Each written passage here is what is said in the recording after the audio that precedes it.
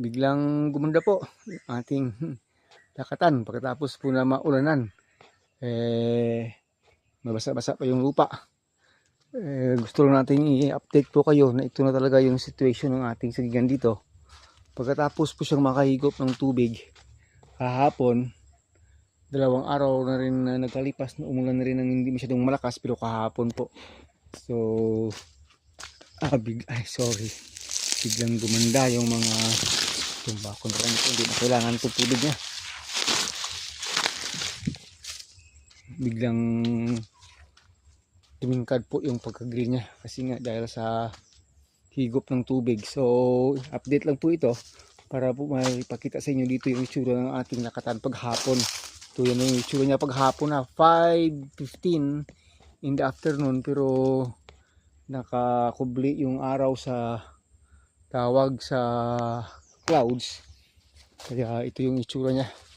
Libot ko lang kayo dito mga ka-agree. Try lang natin yung itsura natin kasi palakas kasi ng cellphone natin yung light. Hindi rin maganda pag puro saging ipapakita sa inyo. Sandali po. So yun po, ito po yung current situation ng ating sagingan dito habang nililibot-libot po kayo. Ayun po, marami pang mga dapat makuha ng mga damo-damo. Pero sinisikap po natin na mapalinis, mapaganda yung ating sagingan bago po tuluyang bumagsak na yung talagang season ng ulan. Kasi nga po tawag, hindi maganda pag hindi nauubos yung mga damo. Pag hindi mauubos yan, siguro po mag-i-spray po tayo ng herbicide. Kasi kahit once or twice a year, yun ang pinaka-ideal lang daw. Pero minsan nga, once lang. At gumagamit po tayo ng organic way po natin na pagpatay ng damo na pinakita natin sa inyo 3 years ago na solusyon po ng asin, suka at joy. Yun po yung ginagamit natin para po hindi masyadong magiging acidic ang ating taniman, mga ka-agris. Ito po itsura. Ito po ay pang second generation na, kasi nga minsan ang nagbunga ito po ay second generation na, pangalawang ano na po ito, pagbubunga na po ito. Itong area na ito, mga ka-agri, may mga tinamaan dito ng mga sakit yan. Pinatay lang natin, in-eradicate lang natin sa paglagay ng herbicide na rin sa tuktok ng dahon. Yun yung ginagawa natin dati, talagang full out, pero masyadong laborious na. At dapat lang talaga maging mabilis. Pag may kita po tayong first sign ng banchit dito, dapat po talagang mabilis lang tayong pumatay ng ating saging na may tama na po ng banchitap. So napaka halaga po na kung pwede lang halos araw-araw ay libutin mo ito, kasi may lalabas talaga na mga signs na may tama na pala ng banchitap. Hinayaan mo lang, mas mabilis po siyang lumaganap. Kasi po hindi tayo kasi nag-i-spray ng chemicals dito, fungicide man or insecticide, hindi po, word vinegar lang. Pero makokontrol po talaga kasi pa isa-isa lang yan. May tama kunyari ng banchitap, pa isa-isa, dalawa lang yan. Yung katabi niya, yan mismo susunod na pwedeng tamaan. So dapat maaga po tayo na talaga ma-check kung may namumugad bang aphids dyan. White aphids, green aphids, brown aphids, black aphids, kahit anong klase, basta aphids. Kasi yan po kasi yung vector, yung carrier, tagadala talaga ng sakit na banchitap sa ating mga sagingan, mga ka-agri. So yun po, ito po yung situation sa ngayon ng ating sagingan habang tinuturtor ko po kayo dito, pinapalibot-libot ko pa dito. Yung iba, umpisa na namang lumabas yung mga bunga, hindi ganoon kalaki. Pero yun nga po, hindi masyadong malaki, pero malaki po kita kasi po pag ngayon lumabas yung bunga ng saging after 2 months and a half ay pera na, hindi talaga bumabagsak yung presyo. Talagang capture yung mataas na presyo, mga ka-agri. Harap natin may bunga dito, may lumabas. So, gaya po nito, oh. Siguro abot lang ito ng 6 na hands. Kasi hindi masyadong lumaki yung puno. Kasi nga, summer Summer time ito, walang foundation ng rainy season. Ngayon lang umulan. O hindi pa nga naubos yung kuha yung mga dyan. Pero dahil mayroon siyang enough na leaves, mayroon siyang 9 yata. Enough na po yan na mapalusog, mapalaki niya yung kanyang bunga. Mga ka-agree. So ito, na-area na rin ito, third time na rin itong pagbunga dito. Na-area, third time na kasi yung second time na nagbunga na, third time na po ito. Ito yung sinisikap natin na ma-augment ng talaga ng fertilizer. Pag magkaroon ng time ay dadamihan pa natin ito ng lagyan ng dami ng tawag ng goat manure para po mas lalong lalakas at maganda yung kanyang vigor, yung kanyang strength, yung kanyang tawag resistensya sa sakit.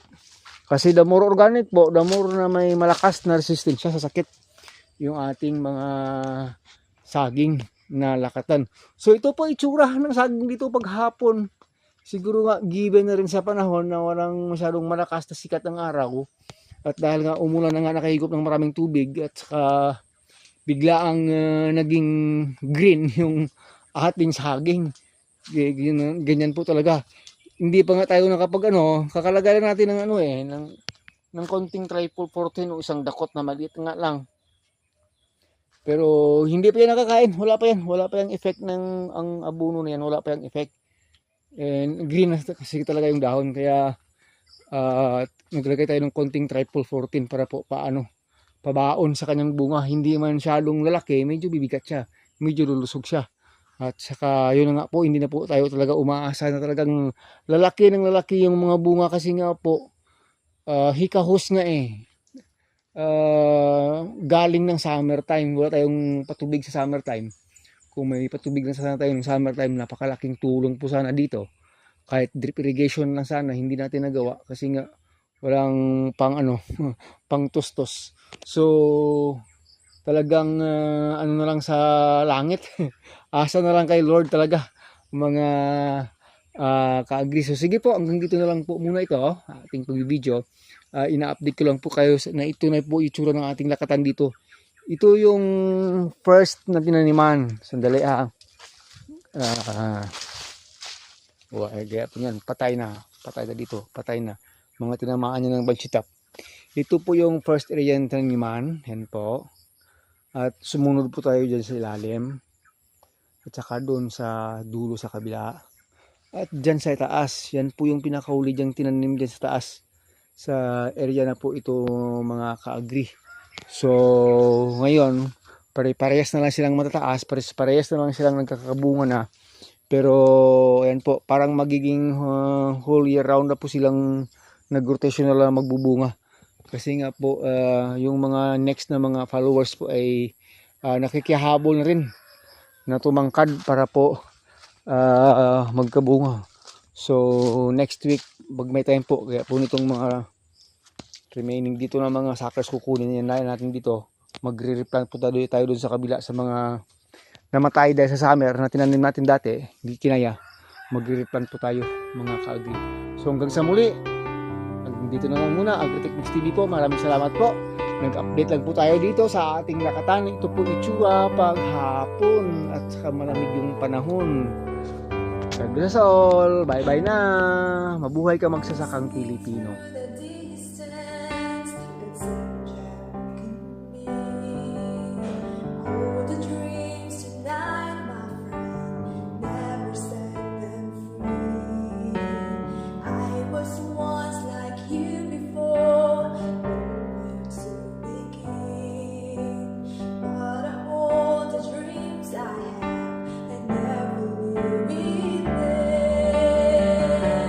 When you're down, struggle.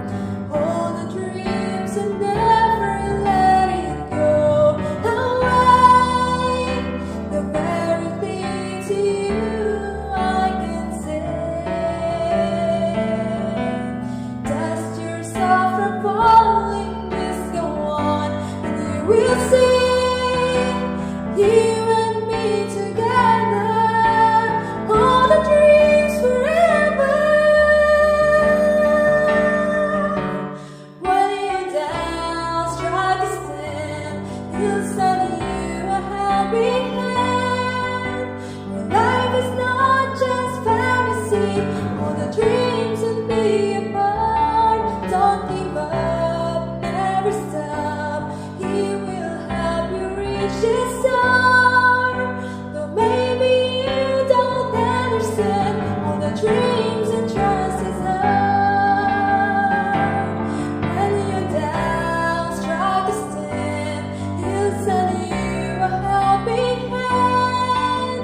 Your life is not just fantasy, all the dreams and be apart. Don't give up.